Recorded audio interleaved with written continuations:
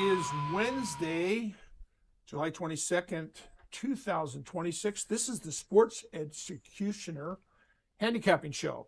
I'm here with my partners, Magic Mike and Killer Kate. Hello. And we are ready to rock and roll. I'll tell you, we got a great show this week. We're going to talk about some college football stories, some NFL ideas that Magic Mike has, who's been awesome. We have The Edge, which gives you a tip a week on how to make money betting sports. Now, we give this away, The Edge, because we're nice people. Otherwise, we would just not tell you a thing and make you subscribe to our service. But each week, we're going to give you a tip a week on what we use to handicap sports, and that is pretty valuable, so tune in for that. We're also going to talk about Circuit Survivor briefly this week, which is great.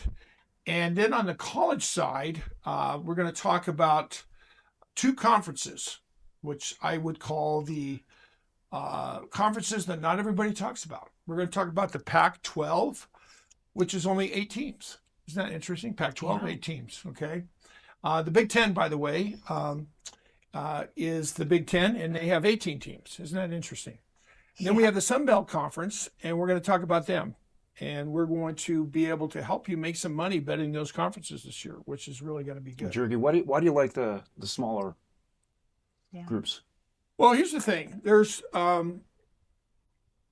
theory out there when you bet sports is that there's a group of people sitting there in Las Vegas who sets the lines basically for the entire world on college football or pro football.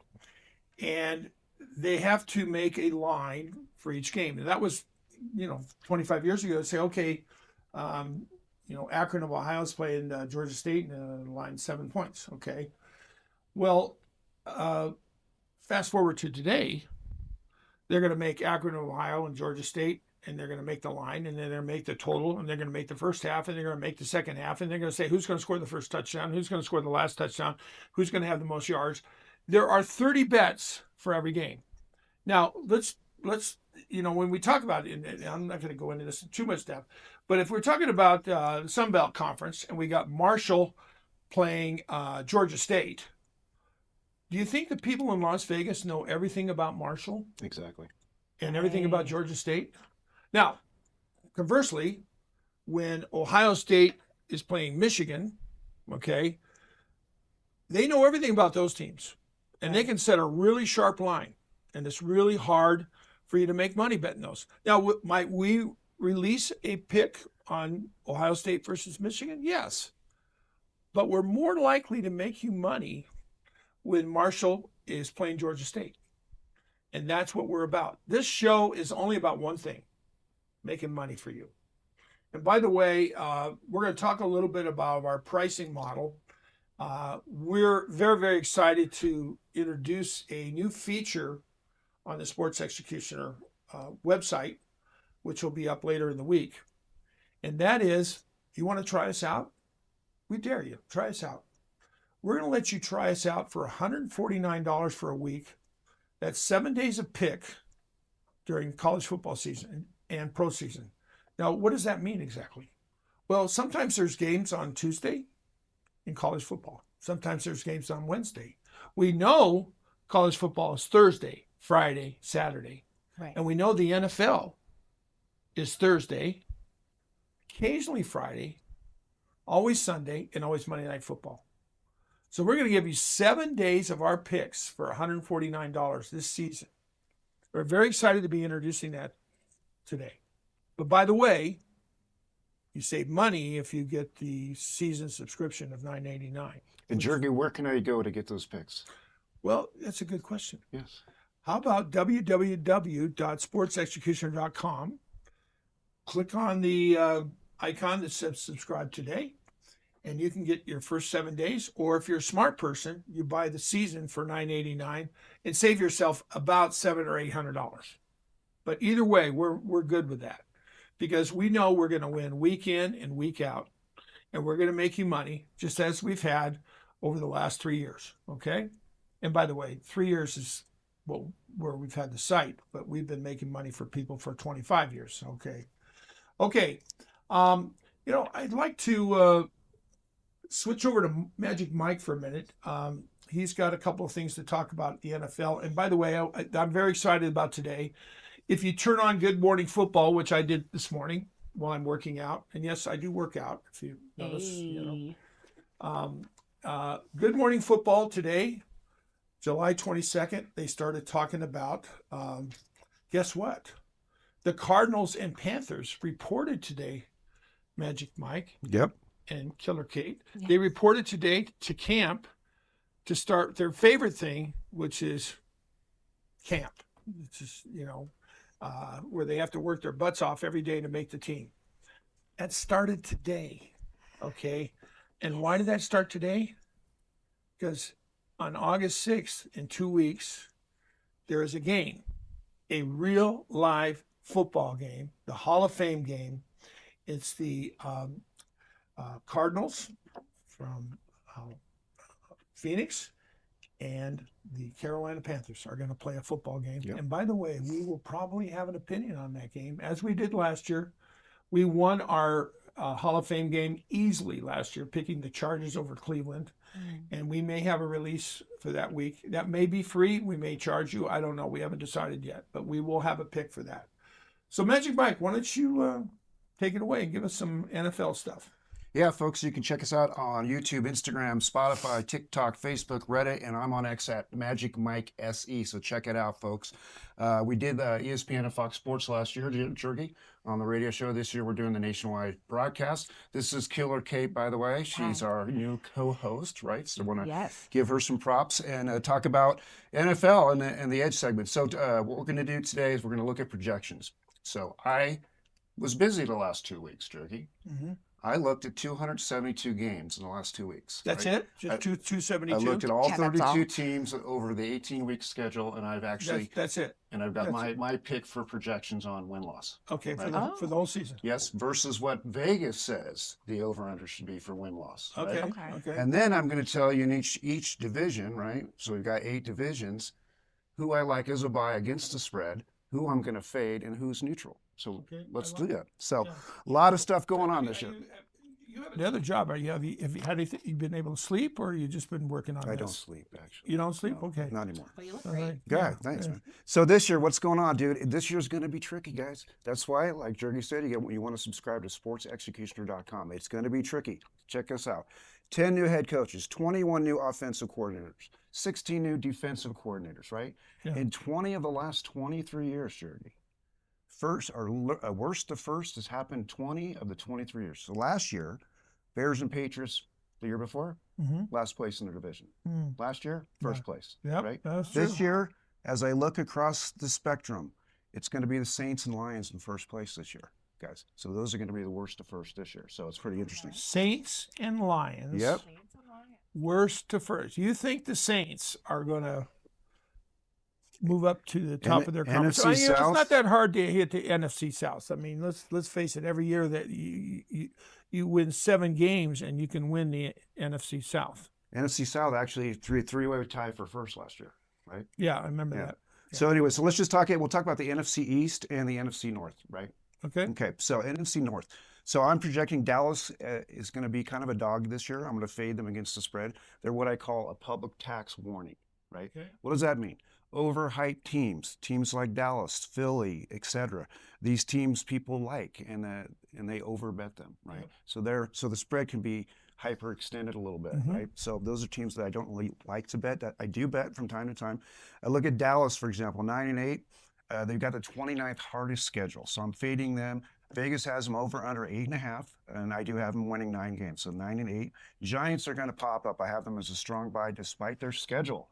Right, they got the 24th hardest schedule, but I see them improving to 9-8 as well. Over under in Vegas is 7.5, Jurgy. Right? Really? Yep. And then Philly, I'm neutral on them. I'm projecting them to win 11-6. They've got the 7th easiest schedule, right? So, but I'm neutral against the spread, right? So, and then the Commanders are really good at home. So they're a team I really looked at as a buy at home. 9-8 this year, I think, and over under 7.5 with Vegas. So that's NFC East. It's totally open. I believe any of the teams in there could possibly win, but I'm going to say Philly's going to cover. Then we have the NFC North, right? So we have the Bears, Lions, Green Bay, and the Vikings, right? I'm a strong buy on Lions. I have them going 13-4 this year. Over unders 10.5, Jurgy, right? Right. So I have them as a strong buy, especially at home against the spread. They're very strong at home, and this year they're going to be very, very good with a very weak schedule, right? Bears, 27th hardest schedule. They're a buy though. I like them. I think they're going to do very well as well. So probably 10-7. You got Green Bay 9-8. They've got a pretty hard schedule. I'm a fade against them, and the Vikings I'm just neutral on. So it's a tough division. NFC North is one of the toughest divisions outside of the NFC West this year, right? So the NFC West is going to be extremely difficult this year for all teams, except for Atlanta, who might have a perfect schedule. I'm sorry, Arizona might have a perfect schedule this year. Perfect schedule. They might go 0-17. I think Oh, that's very God. possible. Well, you're not being very nice. What makes a perfect schedule? Usually it's the other way around. They went 17-0. I'm going to say they're going to go 0-17 I and probably lose see. every game. So Oh my pretty God. interesting. Sheesh. So that's a little bit on the edge, right?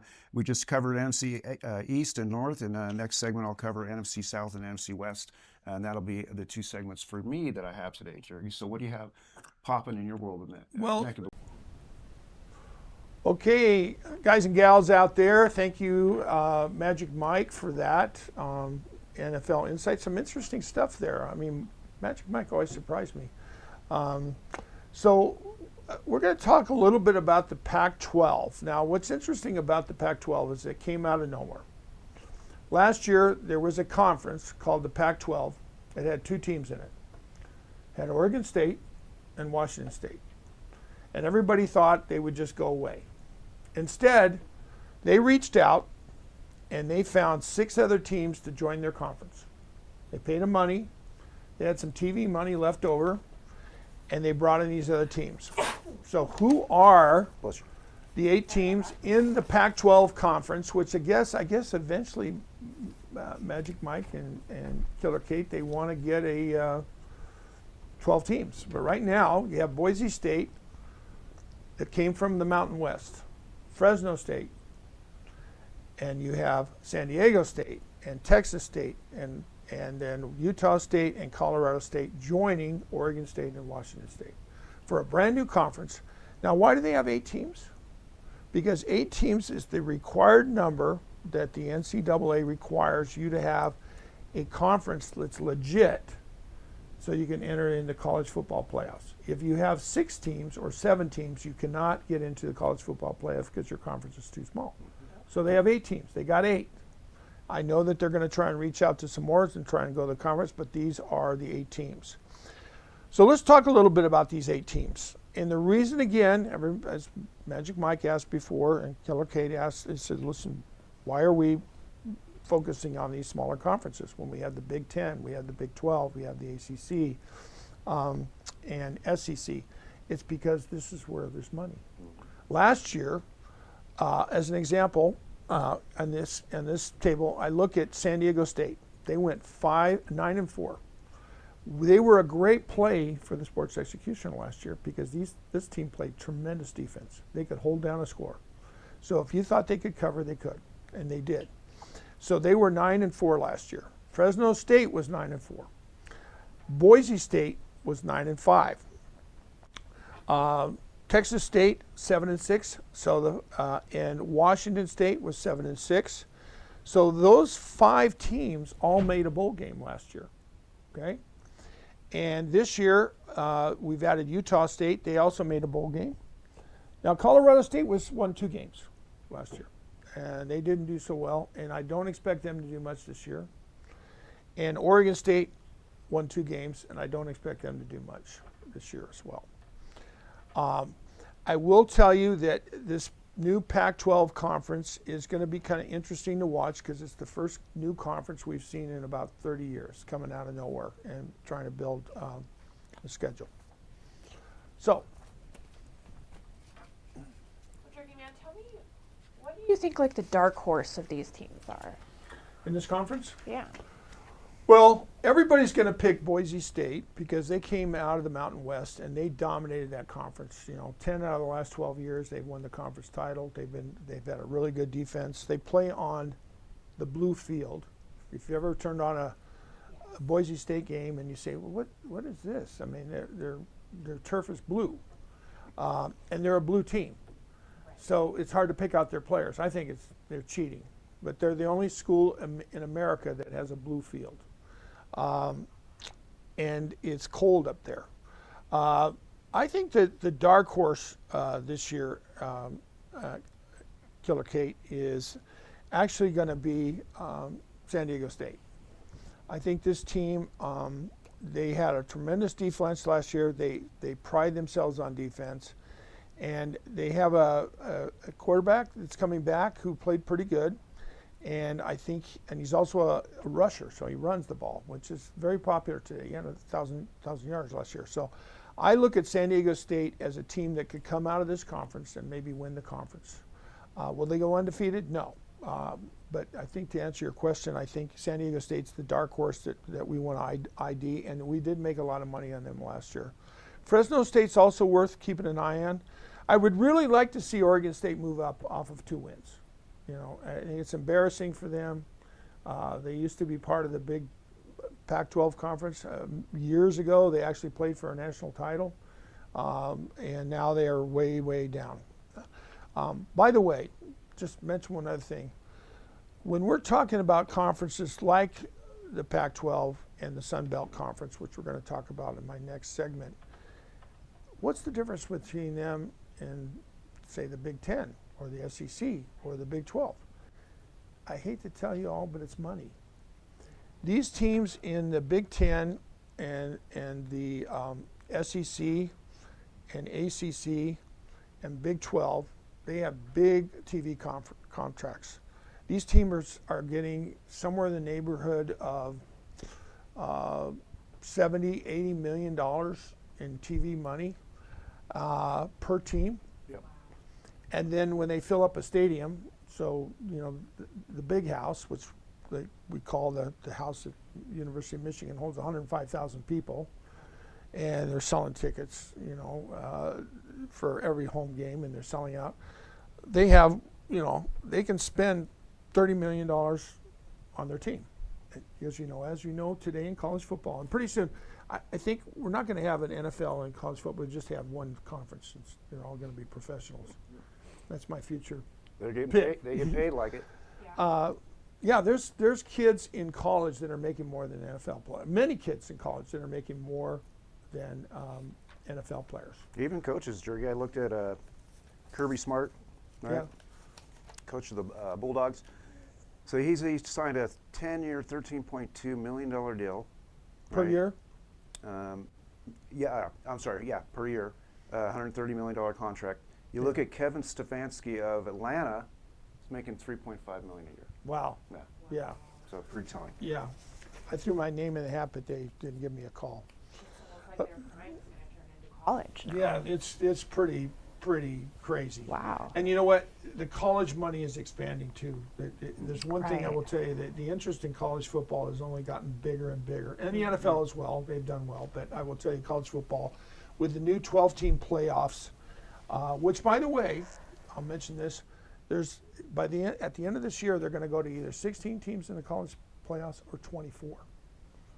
They haven't decided it's going to go to 16 or 24. And that's just more money in a pool. Okay. Okay. Why don't we swing back over to Magic Mike and let him give us some more NFL talk and maybe some tips on how to bet.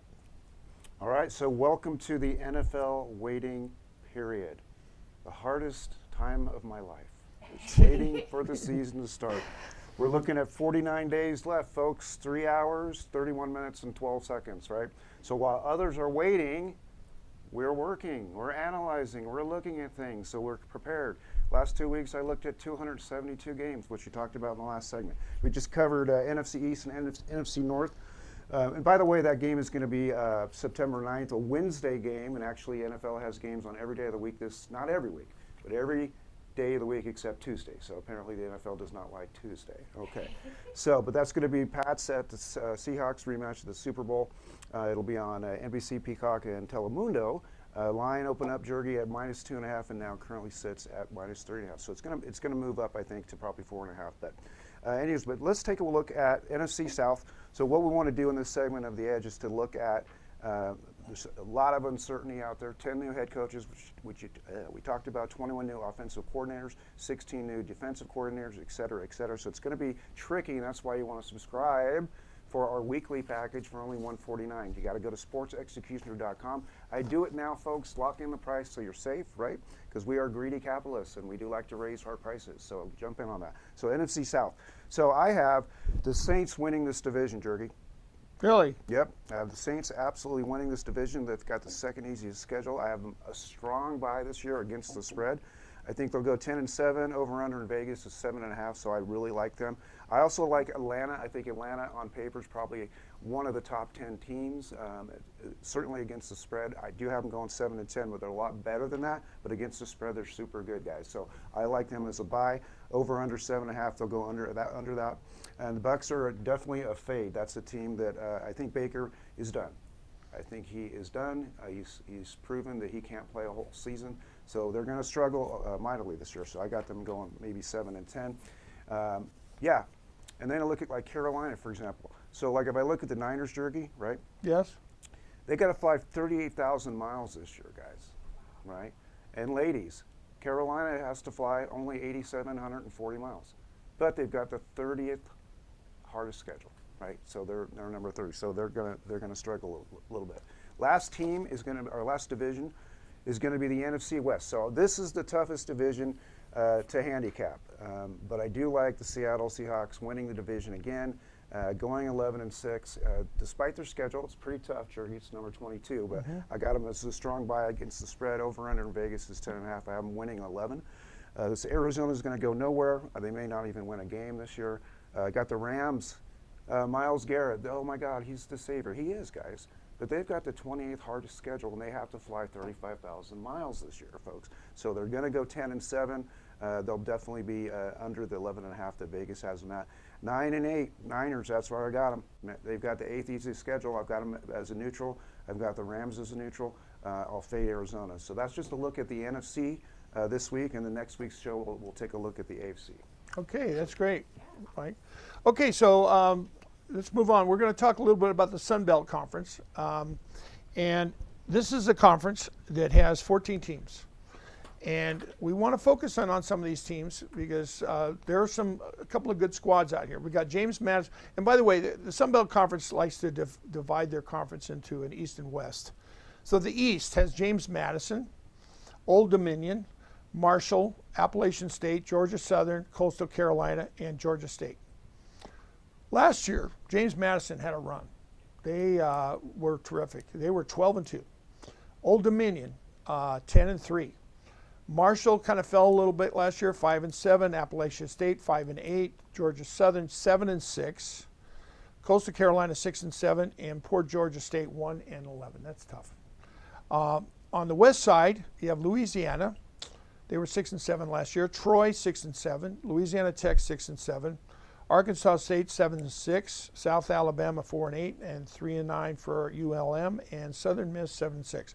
So this year, I will tell you, it's really hard to get out of my way. I'm going to tell you, I still think the two best teams in this conference are going to be James Madison and Old Dominion, and they've revamped. They've done pretty well. I also think Marshall, kind of, following up on what Killer Kate likes to know, is like, who's the dark horse? Who's the team I think that has a chance to do something?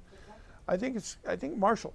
I think they have a chance to make a move up and challenge for this Sun Belt Conference.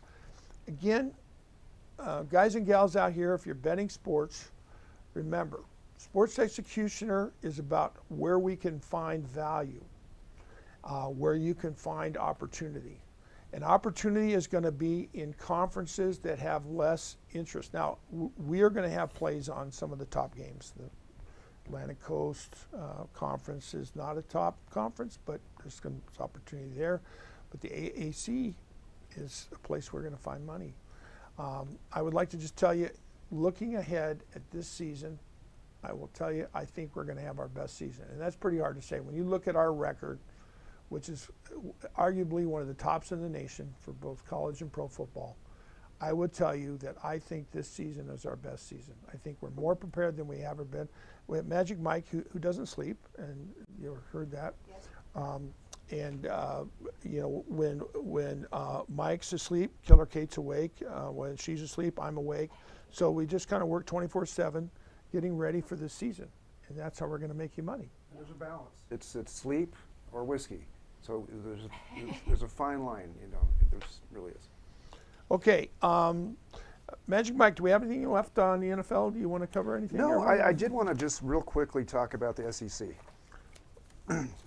just for Oh, for a sure. second. Go Yeah, ahead. college. Yeah. So I looked at Georgia last night. Yeah. Another fun thing I do, I just mess around with football. So I looked at Georgia, and I looked at Texas, right? I looked at Gunnar Stockton, and I looked at Arch Manning. Yep. I looked at Kirby Smart, right?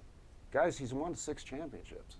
He's terrific. That won 4 as DC with Saban and Alabama, or Atlanta, Alabama. I'm sorry. Alabama. And then he won 2 back-to-back in 21 and 22. Yep. And this Gunnar Stockton's, he's no joke, dude. No.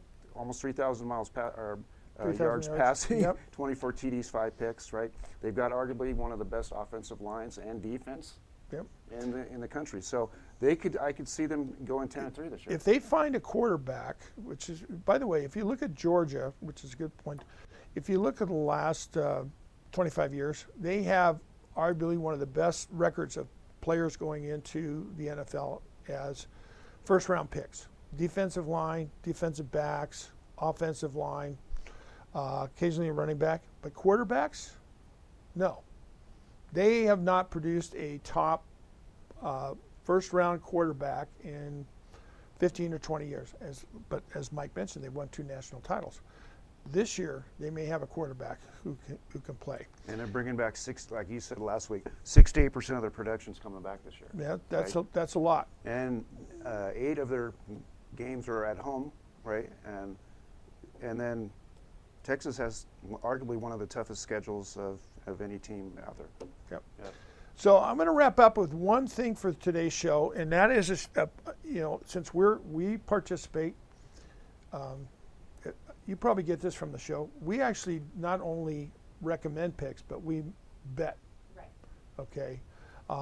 Magic Mike and I have the distinguish of taking a $1,500 starting wager, which we immediately ran as a partnership down to $600, and then we ran it to what, Mike? 38,400 guys. That's it, with our picks. Documented. It's on the website.